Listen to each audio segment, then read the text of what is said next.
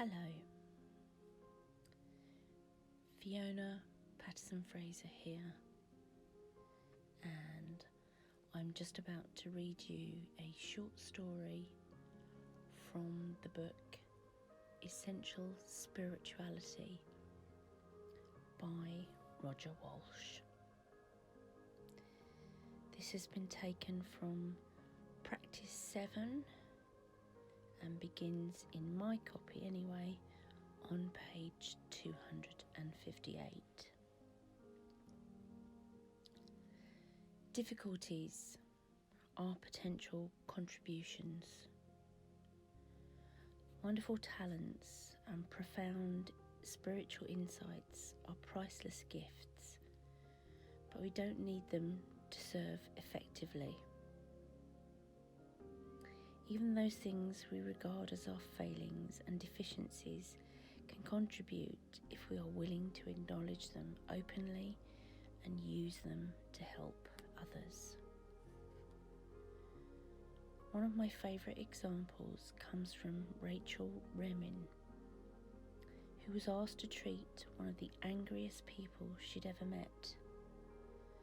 The patient was a star college athlete whose life had been a dream. A winning record, enormous recognition, fast cars and many women. Then he developed a pain in his right leg. He was diagnosed with cancer, and just 2 weeks later his leg was amputated. The surgery saved his life, but ended life as he knew it. He became depressed, very angry and self-destructive. He dropped out of school, began abusing drugs and alcohol, alienated former friends, and barely managed to survive one car crash after another. His former coach referred him to Rachel. These are Rachel's words now. Hoping to encourage him to show his feelings about himself, I gave him a drawing pad and asked him to draw a picture of his body. He drew a crude sketch of a vase, just an outline. Running through the centre of it, he drew a deep crack.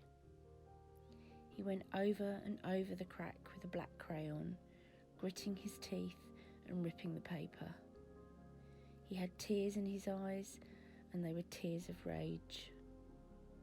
It seemed to me that the drawing was a powerful statement of his pain and the finality of his loss. It was clear that this broken vase could never hold water, could never function as a vase again. It hurt to watch. After he left, I folded the picture up and saved it. It seemed too important to throw away.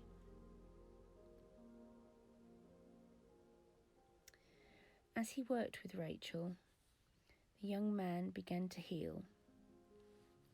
At first he had no interest in helping other patients and was filled with rage towards doctors and medical staff.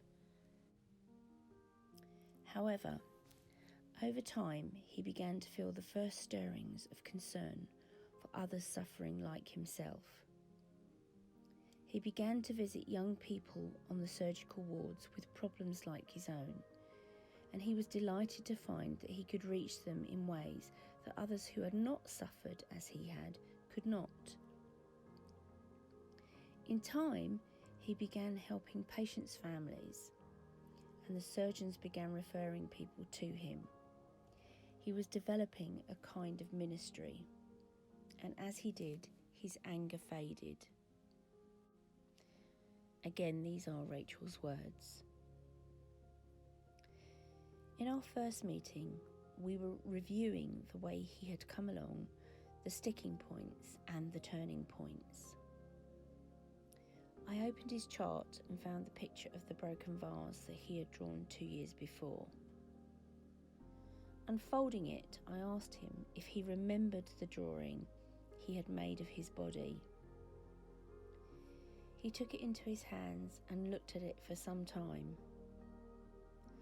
"You know," he said, "it's really not finished." Surprised, I extended my basket of crayons towards him. Taking a yellow crayon, he began to draw lines radiating from the crack in the vase to the very edges of the paper. Thick yellow lines. I watched, puzzled. He was smiling. Finally, he put his finger on the crack, looked at me and said softly, "This is where the light comes through."